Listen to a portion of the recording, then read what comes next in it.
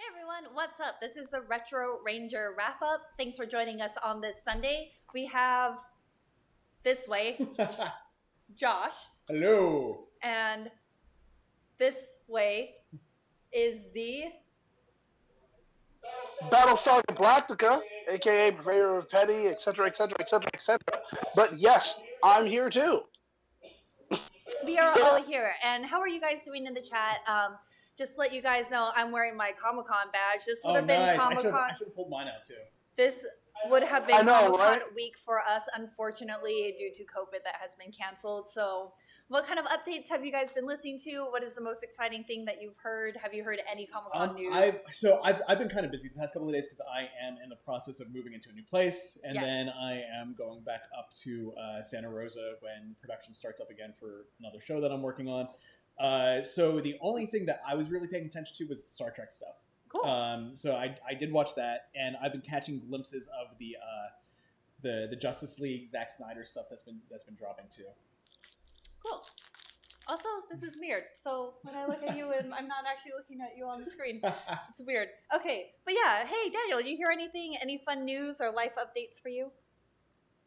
Honestly, not too much. I may get a blurb or something. I may come across something on, Illuminerdi.com, and I may see some things. But besides that, really, I'm not really caring too much about what happens at Comic Con. I don't feel that they're really giving it their all, and because of that, I'm not giving it my all as far as attention goes. So yeah, I feel like some of the streams they were having issues. I know like a lot of the YouTube stuff for like Cartoon Network, they were taken down for copyright issues, even though it's their shows. Yes. Like, stuff. certain videos were marked private, so people couldn't see them, so someone didn't go in their settings. I'm super excited that they greenlit season 3 of The Boys. Season 2 should be dropping at the end of this month, which I'm super excited for. We're gonna watch it tonight. Oh, thanks, Josh. Oh, yeah. So, the other way. So we have The Boys. I'm excited about new Adventure Time series on HBO Max, which is super fun. I haven't even watched. Oh, yeah. I'm wearing my Princess Bubblegum kind of outfit since I don't get to dress up for Comic Con this year. But yeah, it's weird. It's weird that it came up so fast that we're towards the end of July. Like my brain is still in April. Yeah, we can't time be in the same has room. no meaning anymore. Yeah, every day is kind of the same. It's just work and getting through it. So I'm glad to be here on Sunday with you guys, with my Power Ranger family. Nine Inch Nails song has been stuck in my head for a while now. Every day is exactly the same. Oh, yeah. Man, Daniel, you look so different. Good one, You're Josh. so clean today. You're glowing. Thank you. Glowing. It's something's happened. I've had my ears lowered, as they say. I hate old people. I don't know. Old people say those phrases, and I hate old people. I don't know. I'm really learning more and more that I really don't like old people. I mean, I'm old, and I don't like old people. I really don't. Like the commercials where they're like that, they're trying to teach you not to become your parents, and there's that woman where she says, "So today I'm gonna have a really big lunch, and then after that a snack for dinner." And he goes, "We're using our speakerphones in the store. Is that good? Is that no? Okay, all right, there we go." Like, I feel it so much because I've been the quarantine. I've been here with my mom. Oh God, it's that all the time.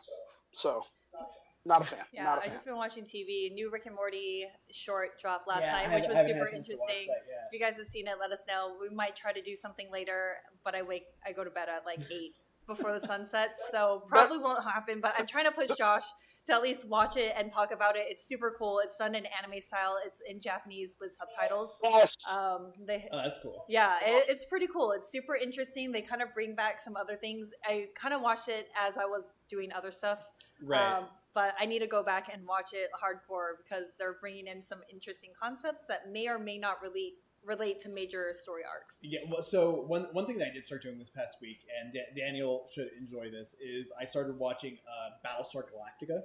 Nice. I watched the first episode of the pilot miniseries that started before the show got greenlit. And I don't know why I didn't watch it when it was on. Like I remember watching the pilot. I know, especially since you're into sci-fi, like Star Trek, and I feel like Star Trek and Battlestar Galactica was like I've seen the original series from the original series. I saw Galactica in 1980, but for some reason, like I only watched this miniseries and then never watched the show when it went. Interesting. So So I'll be What? so I'll probably start tweeting about that every once in a while. Oh, super fun. If you want to do that, go ahead and follow Vogon. Vogue on Poetry Slam. I didn't have time to make new name tags for us today. Which is fine. And speaking of that, we are going to be jumping into a brand new season of Power Rangers. I'm super excited. This is Power Rangers Lost Galaxy. We finished up In Space 2 weeks ago, had our retrospective. I lied. We finished up 3 weeks ago, had a retrospective 2 weeks ago, took last week off, and here we are starting Lost Galaxy. What? Bravo. Let's talk about the thing that I feel like we always talk about at the beginning of new season. Let's talk about the theme song. In Space was jamming for me. Like, I love that. I'm not too hot on Lost Galaxy. This one, to me, it sounds a little bit more 90s. Okay, I get that. Like I don't hate it, but I don't love it either. Okay, it's just kind of there. I know Daniel looks like he has a lot to say. What are your impressions on this first Lost Galaxy intro? Okay, this is the thing. What I figured out from all the other Power Rangers series, every song was actually a sequel to the Mighty Morphin song, and it carried on a story.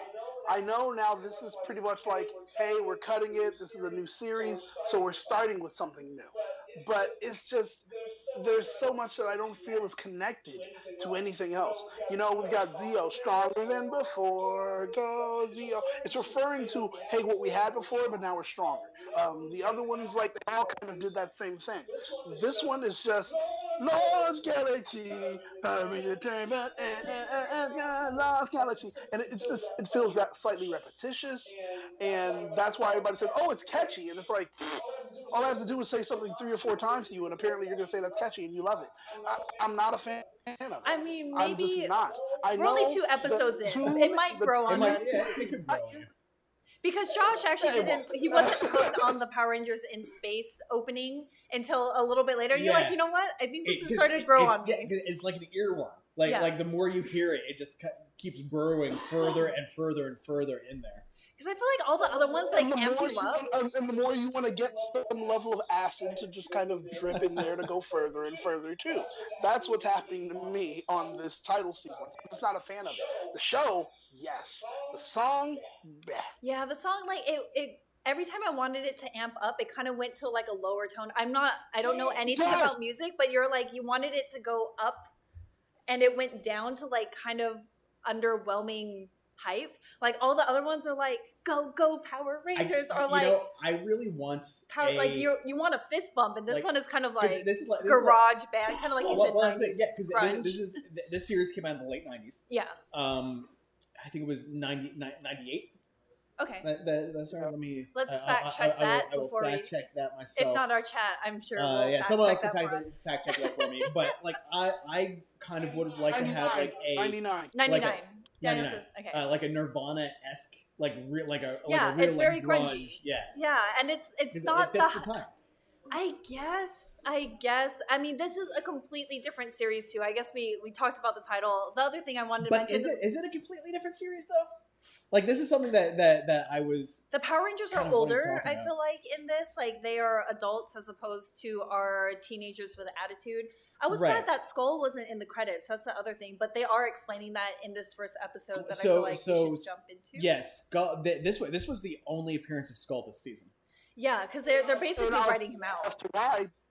Did you guys know why? Why? Do tell.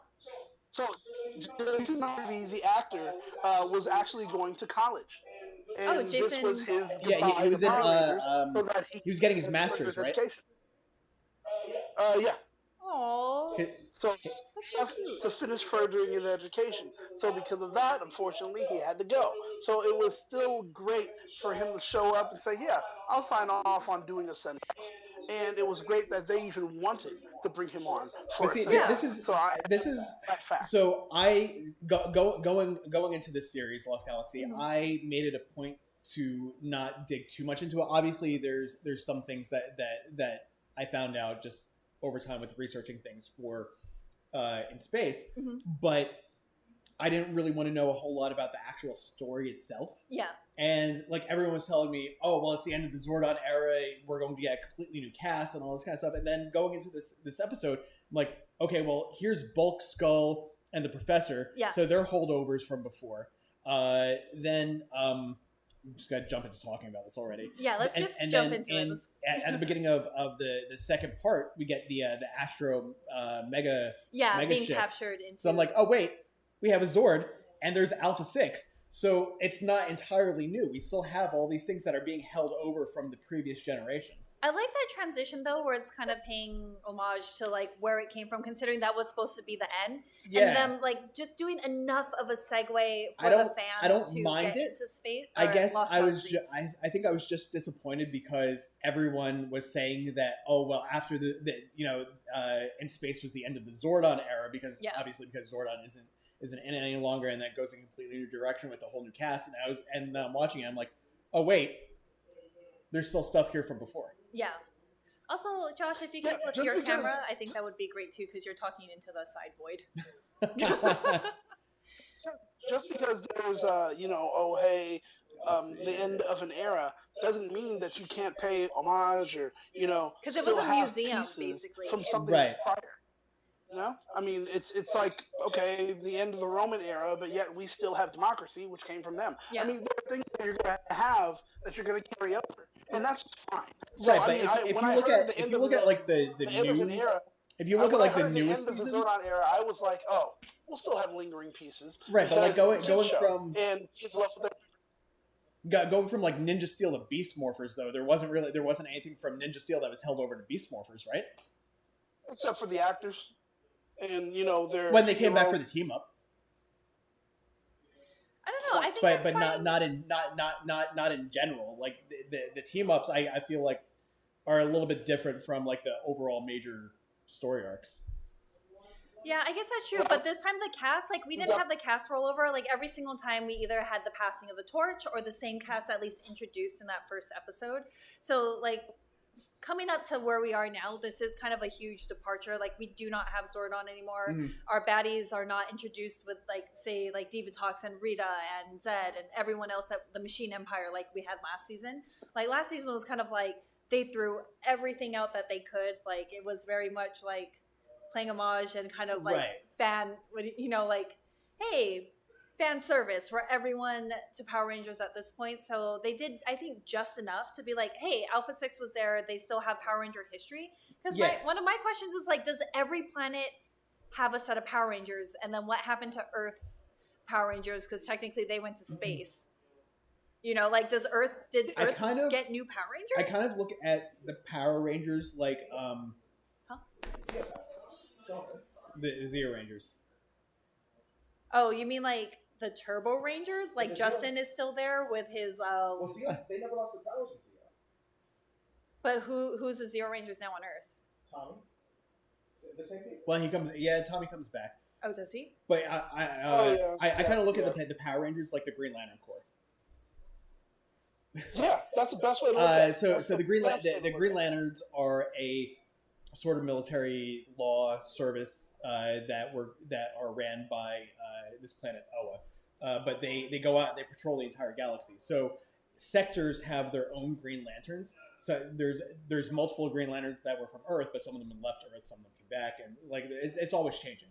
Okay, because obviously like KO-35 had Andros, had Zane, and everyone else. Like Aquitar had their own Rangers. We saw them come down to Earth one time to help, team up. Mm-hmm. We had Earth Rangers, and now I'm sorry, I forget the planet. Who's Myra? What was her name? Mirinoi. Mirinoi's the planet. Her name is Maya. So they have their own sword Power Rangers. So does every single planet have like their own set of Power Rangers? And I guess like opening up the universe just makes me have more questions about Power Rangers in general. I mean, it's possible that it's sort of like a like at the beginning of the universe, so like, almost like the Infinity Stones type of thing, where when the universe was created, all these Ranger powers just kind of like scattered all over the place and exist. Remember, at the beginning, that guy says 3,000 years ago. Yeah, because it was like King Arthur, Sword in the Stone at this point. Yeah, he did that Arthurian kind of legend thing 3,000 years ago. That was going on with the swords. So it's like I get that, and that's cool. I've been trying to look up what the consensus is about the time span between what we had for the last Ranger series and this one, and they're saying if they're playing it according to that, then we're getting about roughly 5 to 10 years since the Rangers, like, obliterated evil within the universe. So I mean, it I had it guess had to be within enough that time that for makes sense. the Astra megaship to Become land a to land museum. on Earth and be turned into a museum. And that's the thing too. Yeah. Like if all of evil has been Zordon's sacrifice, pretty much eliminated all evil throughout all of the universe. I'm like, where did our new I already lobster have- friend come from? I'm sorry, I I already already know. have I'm that. so bad with names. What it starts with a No, F. Well, here. I know how we can do this. So Fake fan over here. I don't so remember his name. we're gonna make a shift here. Let's see. Let's bring up The guy that kind of wants the Ecliptor look, Okay. but looks jankier than So, Ecliptor because he has our- like the Megamind head. Yeah, so our villains this season, this episode, we had Furio, who was the guy who was on Maya's planet trying to get the Yeah. swords out of the stone. The lobster dude. Right, and then he works for this guy here. Oh, okay, Scorpius, which is super weak. Like the villains already come off as like super weak to me in the season already. Like the other one looks like Ecliptor was super cool. Let's keep like these crazy shoulder pads, but give him like the weakest looking face. Yeah, And I then mean, I kind of like the way that Furio looks. I wish it was Furio and like Scorpina from like Mighty Morphin. Like that team up, I feel like costume wise would have looked super I good wish his together. mouth. It's same issue that I have with some of the others. I wish his mouth moved. It's very odd to me looking at one of these animated characters talk on a TV show and not have their Okay, so the Power mouth Rangers, the moving. Power Rangers suit. I'm sorry, I'm just jumping around. The mouths are back. Yeah. Does that also bother you because they have mouths imprint, like lips imprinted on their helmets, No, even though because they don't talk? those are identifiably helmets that they're wearing, whereas that's supposed to be his face. Okay. So it's a different kind of thing for me. What's up, Daniel? So I still have a problem with the suits. Okay. Because like, and even I've read it, like even fans were saying it about the suits, where it's like, oh great, these are the Charlie Brown Power Yeah. Rangers. Yeah, like let's- the squiggle. Like, yeah, but the helmets, once again, that's more the helmets and stuff like that. You can clearly tell we've got our kind of like animal theme. I don't know. You know, so it was like, okay, I get it. But the villains, I don't feel how they match with this.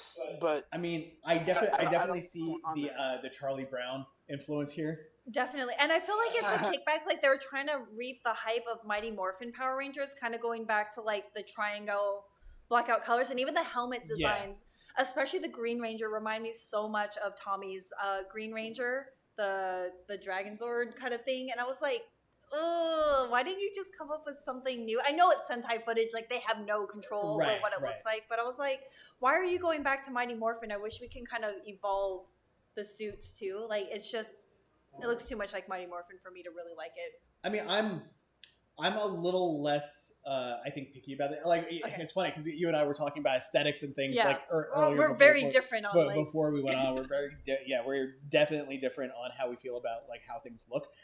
I don't hate the costume because on its own, I think it looks fine. Like, I don't see anything inherently wrong with the way that looks or here it looks. To me, it looks like that looked like Tommy's. Like that kind of try to look more like Kimberly's. Like the for sure looks like Tommy's.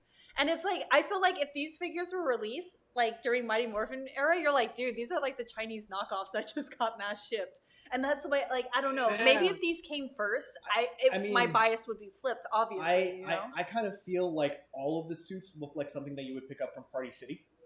I mean, just in general, that like none of them have like. I mean, honestly, you look at the stuff that they have on, like you look at the stuff that they have on like the CWDC shows. Yeah. Some of those are good. Like the Flash's costume look good. Some of the costumes in Stargirl look good. All of the costumes in Doom Patrol look great. Okay. But then you look at other things and you're just like, it looks like I could have bought that for $50 on Amazon. Oh yeah, yeah. I mean, they're Definitely. not terrible. They're not terrible. It's just like, man, you're trying to get back that nostalgia from Mighty Morphin with Yeah, like the Charlie Brown squiggles, and it's like not the whole like chest that's done. It's like just I the think, portion, which looks weird to me. I think But I for don't know. me the thing is like what else are you going to do with the costumes?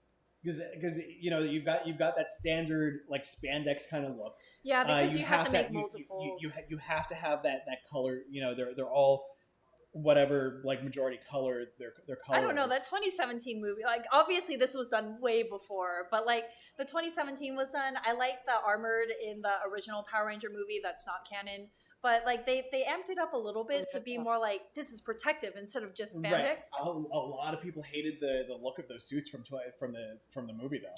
See, they felt like they weren't spandex. I guess like being a fan, it's one of those things where it's like you want them to look like superheroes without being like super cheesy, but I don't know, like in the X-Men movies where it's like at least we're not wearing the blue and yellow spandex because they had like motorcycle jackets or something, you know? Yeah, well, I mean, in the first X-Men movie, yeah, they all had those like it was all that just like leather costumes with the colors that were similar. And I'm fine with that, but I don't know.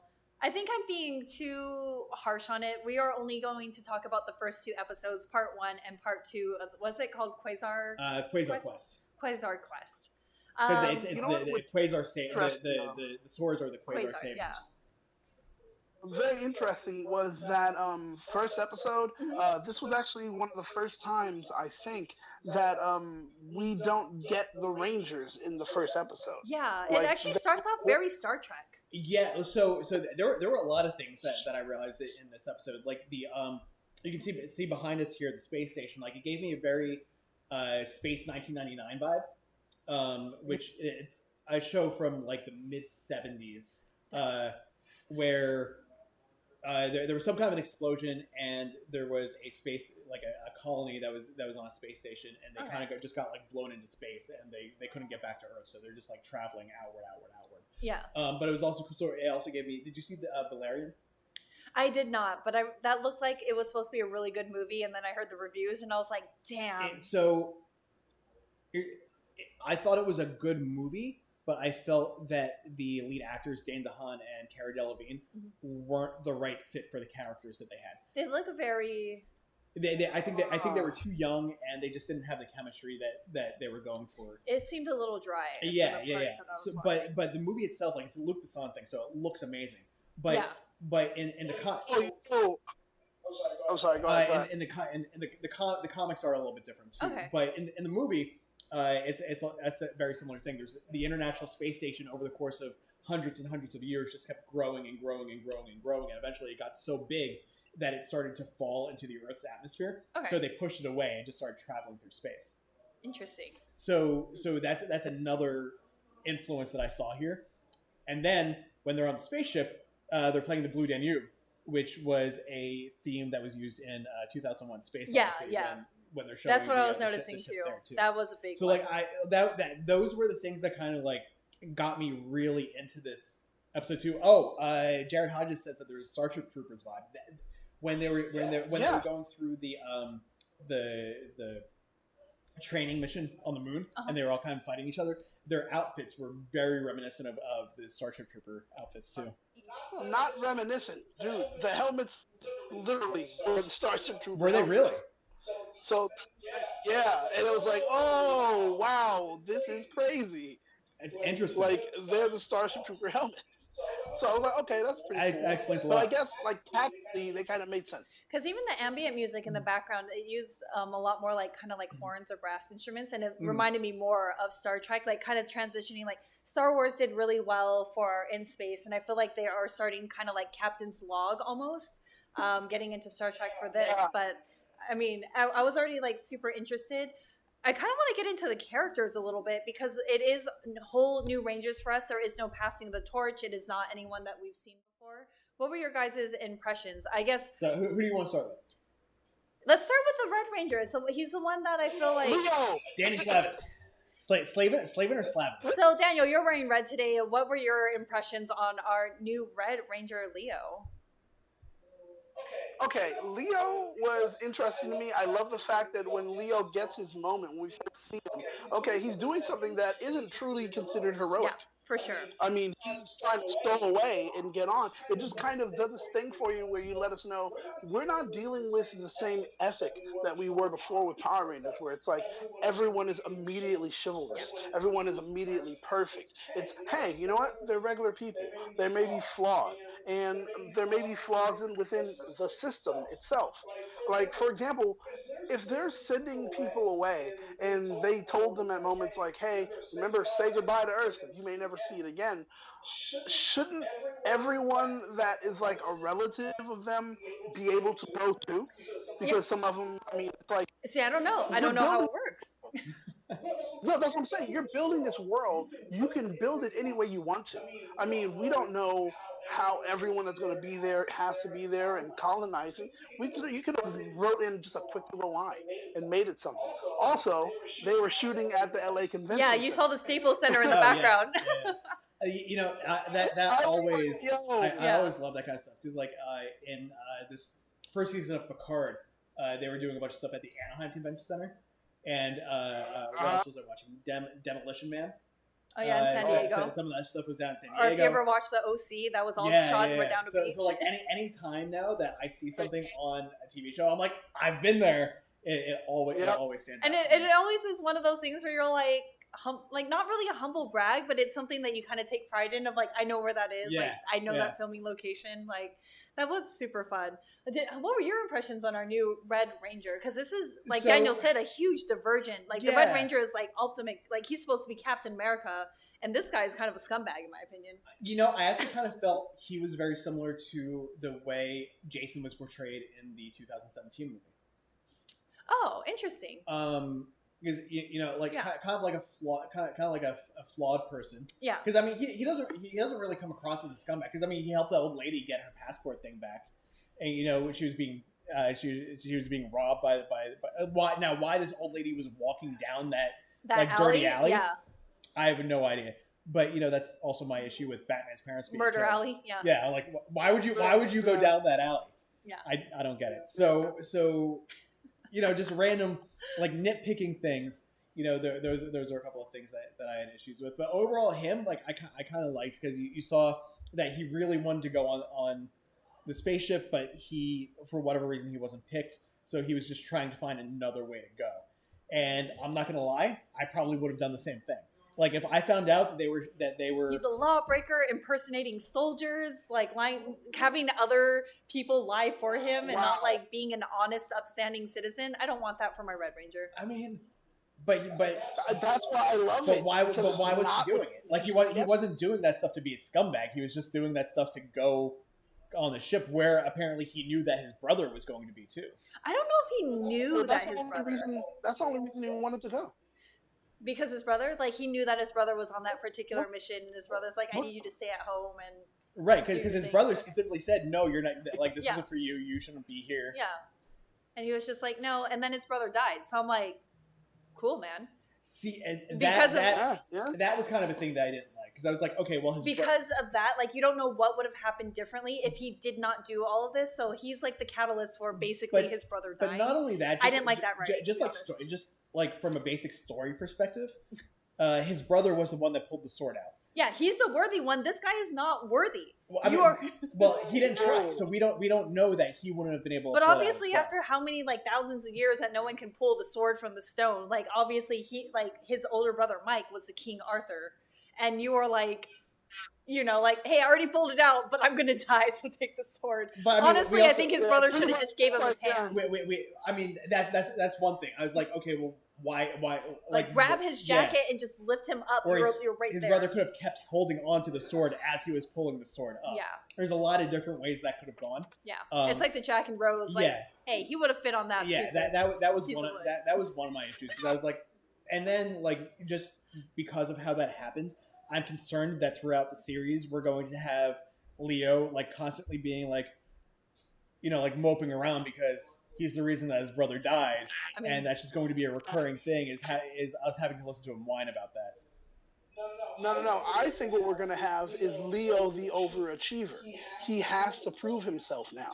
This is going to be that thing that makes him consistently have to work to be the leader, I hope be so. the one. That would be. I would rather have that. That's what I think. Yeah, because he's obviously the most character developed. Like, we get to see a little bit of insight into his family as far as his brother. Mhm. We get to see that, like, he's willing to break the rules a little bit to get what he wants or what he thinks is right, which is kind of interesting. And he's has a charming personality because, like, you can see that, you know, Kendricks immediately was willing to lie for him. Like, he didn't ask her to lie for him. See, She that's just why. did. Okay, once we jump into Kendricks, I have a lot to say about her. You guys are not going to like it. Let's talk about her now. Okay, let's just jump into Kendricks. We spent enough time on our Red Ranger. I was not, like, super excited about him per se, but I think it's because his interaction with Kendricks, who immediately trusts him.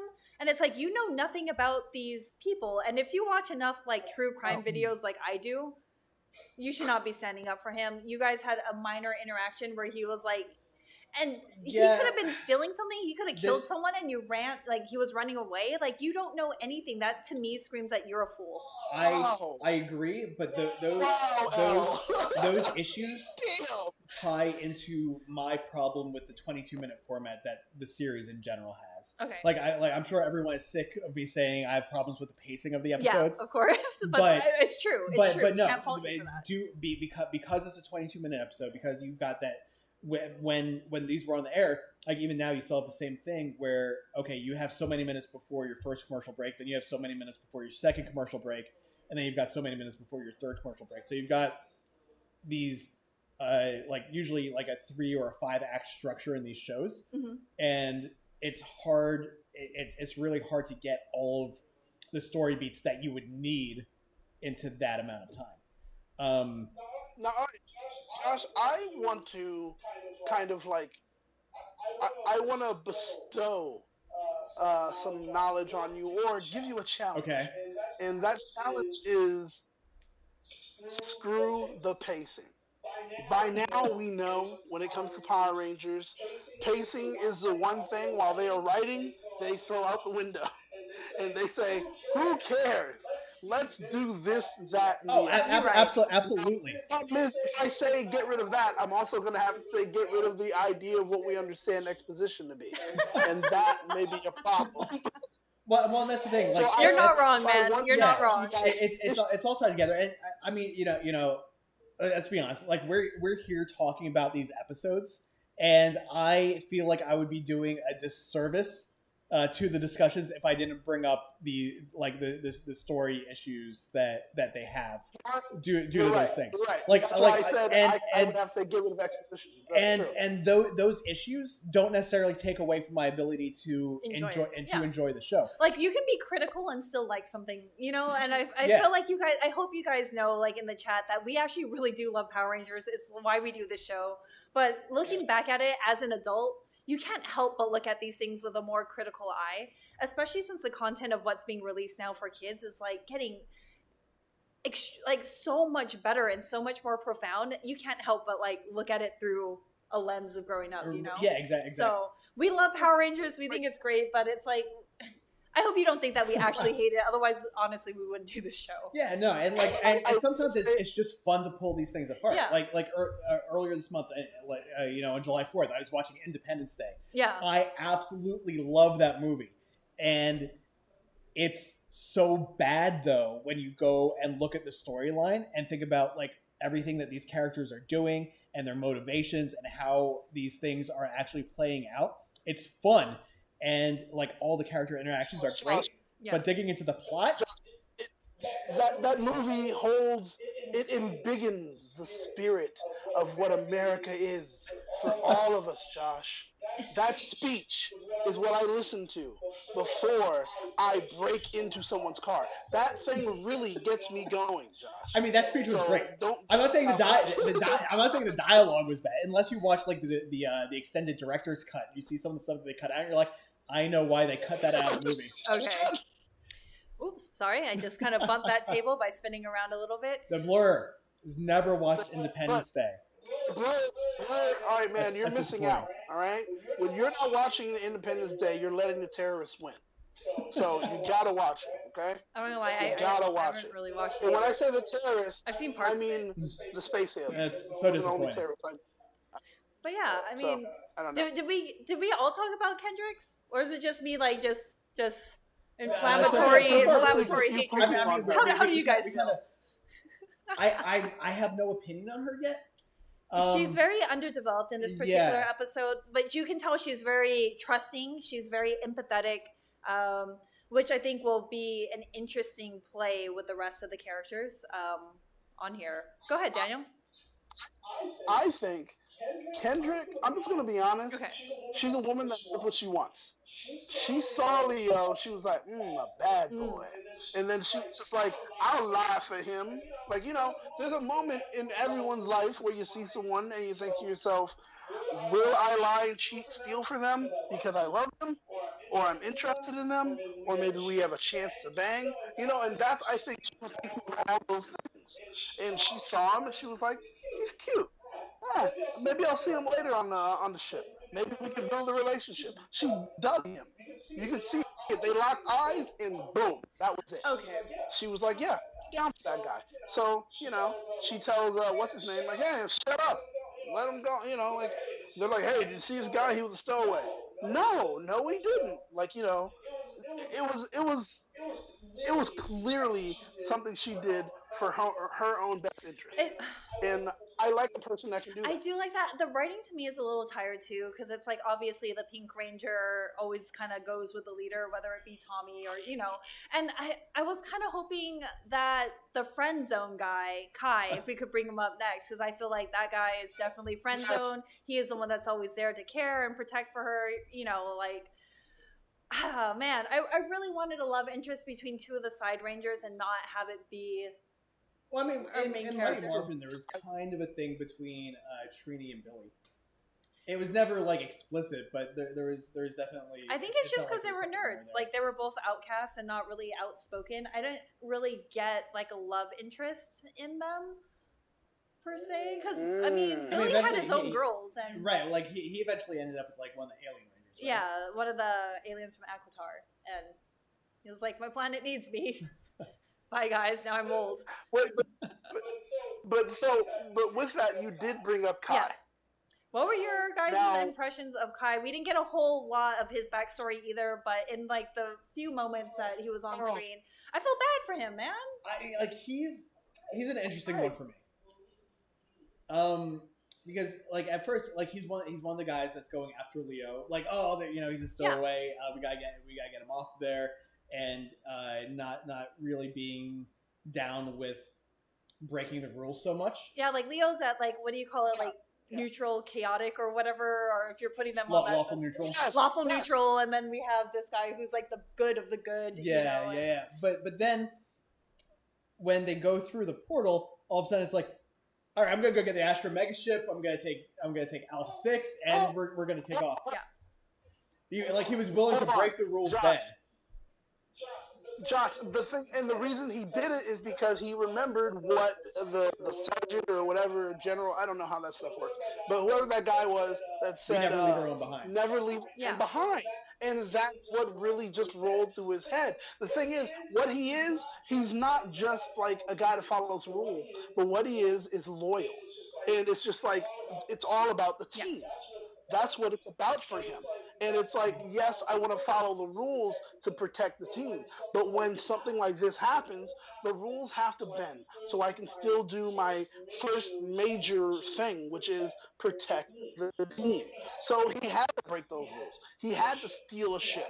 He had to make sure that the mechanic would be blamed for it. That's what he had to do. Okay. I mean, you're not wrong. Like, I agree with that. It's just like more or less, but I just thought it was interesting how as soon as he realized that he needed to do something for the greater good, he was willing to break the rules to do it. Yeah.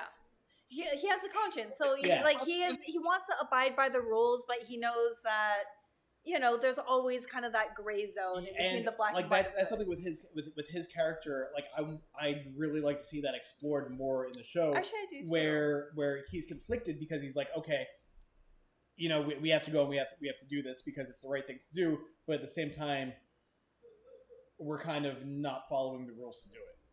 Like I want to see that kind of inner conflict with him. honestly, just with that, what he displayed, no joke, it's like the idea what people say of Nietzsche's Superman. He has a sliding scale when it comes to what is good and what is Okay. bad, according to what is needed. It's like net pain versus net gain or pleasure. You have to weigh that out. What's supposed to be more important at the present time? And that's what he did. I like Kai for that. I like the fact that it was like, okay, we saw him as this guy that follows rules, and you clearly can tell because I was gonna rat this guy out, but I was told not to. So okay, fine, I didn't. But when it came time, yeah, I need to like sacrifice my morals or my moral or my moral standing to go ahead and save a life. And it's like that's what I would hope someone Oh, would do. absolutely, And yeah. that's why I like Like you, I love like Elle was saying, not everything is black and white. You've got white all the way over here, you've got black all the way over here, and then everything else is gray. And Like, actually, in this conversation, I kind of like Red Ranger a little bit better. Like exploring more complex ideas of good and bad is what I've been asking for, and it finally presented itself to me. And I just had to rag on poor little Leo. But you guys have been convincing me over the course of this conversation to be more lenient, to be more accepting, because like even in the comics, like Jason, like you said, Jason's character is extremely complex, and the reason why he needs to be the leader is he needs that opportunity to kind of prove it to himself. right, more than and anyone that's where I kind of Yes. feel like Leo is kind of going in that direction. I see too. that. I see that. You guys have won me over. So really quick, Ryan is asking in the chat if I've seen CSI Las Vegas because Archie Cow was in that. Archie's in Oh, I nice. have seen CSI Las Vegas, but I don't. It's been so long, I don't remember his character from it. I feel like Las Vegas came out too late for me because it was CSI and then CSI Miami. Well, CSI and then- Vegas was the original. Was it? Yeah, Oh, geez. that's the one that Ted Danson was on eventually. Interesting. Yeah. I mean, I enjoyed it for a procedural, but it wasn't a show that I made it a point to watch. And I feel like it's the same All the kind time. of like Yeah, script every time, it gets derivative after a while. kind of like House and all those Yeah. other like shows. Where But it's- speaking about Rangers that have been in other shows, yesterday, Joe and I doing the Star Trek show. Now, I think for me, there's a find where Jack Guzman is in all the episodes of Enterprise over the course of the season. He was also a Ranger. oh, okay. And he's just like he's a recurring background character in Oh, Star Trek interesting. Enterprise. Oh, that's fun. The So- more you know. Well, talking concerning background characters, let's talk about our mechanic. Oh, yeah. Because it feels to me like at moments, really, I don't know if they're going to build on his character, but I didn't get too much from No, it. I mean, he came in towards the end of the episodes but I anyway, mean, so... you kind of have to figure that they're going to build on him because he was the only other one on the ship when it took off, and he's the Green Ranger. So if they don't build his character up, that's a waste of one of your leads. Well, I mean, green Really? because we I had mean, Carlos being green, we had Adam being green, like, and they were never in the leader position. Exactly. It was really only Tommy's green that came up to like a leader position.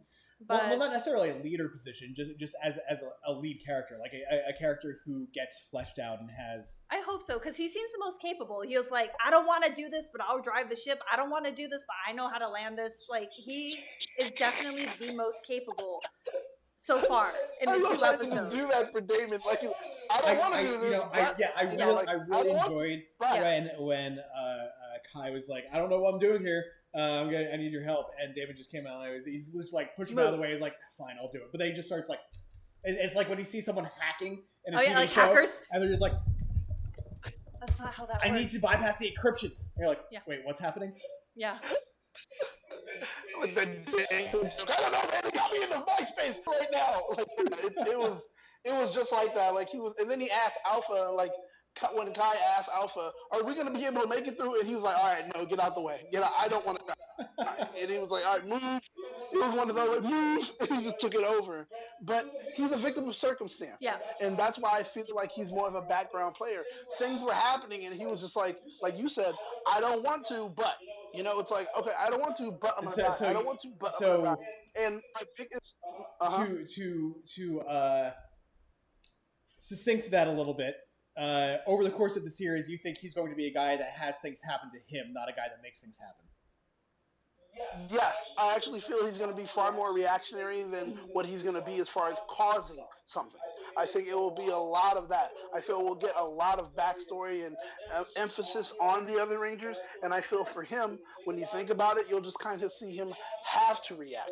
Once again, he will be the perpetual victim of circumstance. I feel It like will just be like, Kai oh fits into God, that okay, too, here it is. though. Oh, Yeah, here it yeah, is. yeah. I see that more for Kai. I see Daymond being more like the tech guy. He's like the new Billy. Because of the he's group. a mechanic. Yeah. But instead of like science and stuff, he's a mechanic, and he's going to be helping them repair the ships and build the ships. And I think so. There'll be more of that kind of stuff. He may start to, oh, well, I worked with Alpha, and Alpha knows this. I know this. I made a new blaster for you guys. He will do that. right, I yeah, think that's the kind that of will stuff be. that I see him doing. Yeah, but one thing that I gotta say, and I pointed this out on Twitter, and I'm pointing it out again. He barely met Mike for possibly, and then when and everybody, Mike, he is the most emotional person for what happens to Mike, even more than Leo. Like, because he's being held back, and he goes, Mike! And I'm like, dude, you don't know him. I don't get that. You don't know. Calm down. Like, take it down a notch. But he was hurt the most when anything happened, when Mike pretty much died. Well, because Mike was probably the most competent. He was like, "Don't leave me with these people. They don't know what they're doing." So, Elle, really quick, I'm seeing in the chat here that they're getting an echo from Dan because there's like double. So if you could, move the mic, maybe the other. Well, how about that? Yeah, but now your voice is gonna be weird. Is my voice weird? Basically, just pull it closer to you as you're talking. I'm gonna turn them down a little bit. My popcorns. So maybe this will help a bit. There's still an echo. Sorry about that. But yeah, I mean, sorry. I hope, like, Daymond was very briefly talked about. We just know he's a mechanic. Hopefully they build him up. I don't know. I have high expectations, even more now that all our characters will get fully developed into complex people. But I don't know. It's still Power Rangers, so I don't have my hopes set too high, you know. So we got one left. Yes, so this one is one that I am very interested in because there could be backstory galore for her. So I am interested in her. So I was having a little bit of trouble figuring out the timeline at the beginning of the episode. Mm-hmm. Is she 3,000 years old? Like are the people on this planet like really long lived? Were they around when the swords were originally put into the stone, or was that guy just telling the story about how all of that was happening? And this was much later. I think he was just telling the story because I think it was like a ceremonial day. Yeah, like every so many years they try to have the biggest, warriors pull the sword from the stone. Right. Yeah. But also I thought it was weird that all the Rangers are from, Earth or different planets, and man, they would have been waiting a heck of a long time for these chosen people to come pull those swords out. Well, it's a prophecy. So it's one of those things where like they were destined to be there, so they were always going to be there at the right time to do it. Exactly. At least that's kind of how I was looking at it. It's like any other weird like savior from another planet movie. It's always that same type of thing. See, that's like, he is the one that was foretold to come and save us from this wretched whatever. See, it's kind of weird because in what we know from Power Rangers so far, you kind of just pass it on to whoever finds out your secret. Or Zordon just arbitrarily like picks someone like, you've been hanging out with this kid a lot. I guess we're going to make him a Power Ranger. But they're never really chosen. Like they never really had that chosen quality. It could have easily just been anyone else, right? Or it's just like teenagers with attitude. So any teenagers you want, and even like, go ahead. Funny. Which somebody actually mentioned it in the chat. Matt actually mentions it in the chat, and he says, that Yellow Ranger, she's in a Disney Channel show called Stuck in the Middle, where she's like the mother of like 7 kids, and it's a really good show.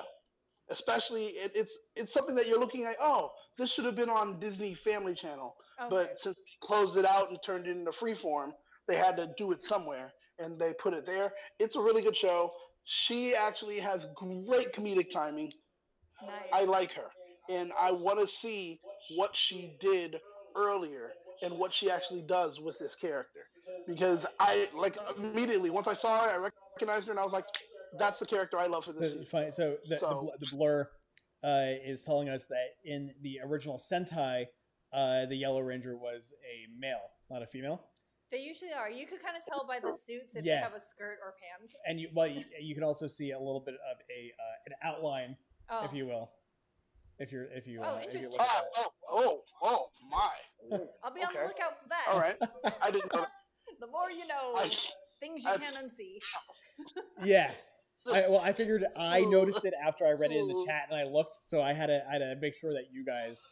Oh, jeez! I do see it in the picture now. Oh, I don't know. It could just be okay. the lighting of the spandex and the weird stance. But kind of like Daniel, she is probably the most interesting ranger to me because like she is from that like That culture, plan. community, planet, whatever you want to call it. And it's just like in my head, it's like, man, this could have been written super poorly as a white savior story of like people from Earth, the white planet, the dominant planet coming to save you. And I did not like that story. Yeah. So her character to me is the most important for them to write correctly. So I'll be super interested in to see how they develop her character, if at all. So And I look forward to it because I do think that she'll be able to give them more information concerning the mythos of swords, and she'll be like, "I heard a story that if you do this with the sword and blah blah, there's a gun," or she'll be able to kind of help them get to understanding their powers a little bit more. So I really look forward to her being that source of information that keeps them kind of, I guess, grounded still as Rangers. So I'm really looking forward to it. So we got to wrap up here because I know Daniel, you got to go in a few minutes here. So what like final thoughts on these two parters? Like, what are some of you? What were some of the things that like really stood out to you? That you really want to see more of going forward, or that you would have liked to see developed better? I mean, obviously, the character development is a big thing that I'm always a huge proponent for. But also, just a quick question. So, what are the animals that these rangers are based off of? I don't know if I missed it or I wasn't paying attention or don't remember. But what's the mythos behind this particular season? I don't think they really got into that. Okay, I just want to make sure. I don't. They're like Tyrannosaurus, like they all morph and they all say whatever it is out loud, and I was just a little confused about what this one is. Yeah, I didn't notice that, but maybe both of us zoned out at exactly the same part. Daniel, did you catch anything about the animals? Like all three of us. It seems like all three of us zoned out at the same time. We'll So that'll probably be something that comes in later and I want to see explained. The Zords, what kind of Zords they're going to have, and what kind of interesting weapons, or if it's just the swords they pulled out of the stone. Right. So we'll see. Yeah, the mythos, I'm all about lore. If they can expand on the lore, expand on the characters, it will be an excellent season for me. Here we go. So Jared Hodges says that they're a gorilla, lion, wildcat, wolf, and condor. So they're like American animals. Like our Earth animals, which seems really weird that they're on a different planet. I kind of wish they picked. But I mean, they also speak English on that planet. Yeah, but that was like one of those things you had to ignore because it's like it's a kids show and they only have 22 minutes. Right. We're not gonna make the kids read every word for the entire series. No. Immediately, kids will be like, "I hate that Maya character. I only have to read what she says." Like no. We're not going to do that. But yeah, Daniel, so what are your closing thoughts on these first two episodes? I actually enjoyed the latent potential. I think that's the thing. But I always feel that about any Power Ranger show. First few episodes, all the potential, all that I think I'm going to see, or all that I look forward to. I just hope that this show doesn't give us the moment where I'm let down or I'm disappointed. Like all these things that I'm looking forward to. Let's be real. It ain't Power Rangers if there's not a letdown episode. I just honestly think that this because I'm trying not to set my hopes too high, but I am saying like these are things that I think I will see. These are things that I hope I will see, and I'm really excited because for the first time I'm kind of looking at the series like how you have been looking at it for so long. I don't know what happens in this Yeah. season. I don't know what happens in the next season or the next, you know? So this is really cool for me. And it's like, yeah, I'm starting out fresh and I have hopes and I'm trying to make sure I set them in reality from what I've already seen. So I'm looking forward to it. I really liked it. If I have to give it a rating, I'm giving this two-parter right now, not setting it high, I'm giving it a fair and balanced 3. That sounds good. And for those of you in the chat, go ahead and also give your ratings for these first two episodes. As Josh talks about his, what are your thoughts about these two? Overall, I enjoyed them. Okay. Again, despite some like weird pacing issues with not getting certain things fleshed out more Earlier, in these two episodes that I wish had been. This is like I would have liked a little bit more backstory on the villains before. Yeah, I agree. That we really just jumped into it. Like I have no idea who these guys are now going into the rest of the season. They were just kind of there and attacking. Yeah. And if that had just been a thing where like they were just like a one and done, where it's like okay, jump right into the action. These villains are getting their ass kicked. They're gone. And now we're getting into the story. I think that would have been okay. But since we're going to be seeing them throughout the course of the series, they're not menacing yet. You don't Yeah. have like an establishment because even Machine Empire, we saw all of the ranks where it's like all of these machines belong to us. Like Rita, it's like 10,000 years in the dumpster or whatever. I do like these guys, the Stingwingers. I do not like the name Wingers in anything. Like even Zane's Zord. Hell no, I do not like that name. Yeah, I don't necessarily like the name, but I think the actual character design I think is pretty cool. Like they're like some sort of like flies or something. Yeah, they have the bug, like the praying mantis arms, Yeah. and their face just looks like reject masks to me. I don't know. This is the weakest foot soldier in my opinion. I even like the cogs better, where they're like weird dancey moves. I thought was cool, but definitely the Quantrons were my favorite foot soldiers. Like the design of them are phenomenal. These look weak to me. I don't know. I kind of like them. But again, that's our different views. Like I can see you liking that. That's not my thing, man. They don't have opposable thumbs. Like I don't know how they're gonna flip and kick and punch and do all these things. I mean, they don't need to grab things. They just need to claw stab. at you. Yeah, I think that's it. They're just gonna swing at you, and hopefully they sting you, and it's like, oh, I'm dying. I don't know. I hope they get some of that like kung fu of like the animals where they have like the different techniques. I would want to see that. What's it called? Like wushu or something like that? Oh yeah. That would be super cool to see in Power Rangers. I'm waiting for the day they get like So going into the ratings in the chat, the Blur gives it a 4 out of 5. Mikey Nerd Talk gives it a 4. Blackwing gives it a 5 out of 5. Jared Hodges gives it a 5. Larry Newbill gives it a 5. Jonathan gives it a 4. Thomas Franco gives it a 5. Edward Sanchez gives it a 5. Nice. And Pikachu Master gives it a 5. I'd give it a 4 because I was sold on the series from the beginning with all of the King Arthur type stuff with the Excalibur, the 2001 homage, and just like all these like sci-fi elements to it that I felt like we should have had in space that we're getting now. Yeah. I'm really excited to see where it's going. Yeah, I kind of feel the same. I'm more on Daniel's ranking. It has potential. It has extremely good potential with how they chose our Rangers this time around. But right now I'm going to give it a 3 because we don't have a whole lot of development. We are just introduced to them. So I think a very neutral rating in the beginning. We'll see how it goes over the next couple weeks. This is bizarre. Yeah, like this is like the first episode where we've been completely reversed with our ratings. Yeah, where you're the highest. I feel like this is the first episode where you have given it the highest rating out of all three of us. Usually we're all like 5. It had to happen eventually. Yeah, and I'm glad it did. Like we are. Yeah. Let's not disappoint Josh. No spoilers down the road. But thanks so much for joining us this week. We really appreciate it. We'll be here. Yeah, we're back next week with the following 3 episodes, I believe. I think 3 episodes next week. Yes. If not, make sure to subscribe so you can get notifications of when our videos go live. We'll always have what episodes we're working on that week.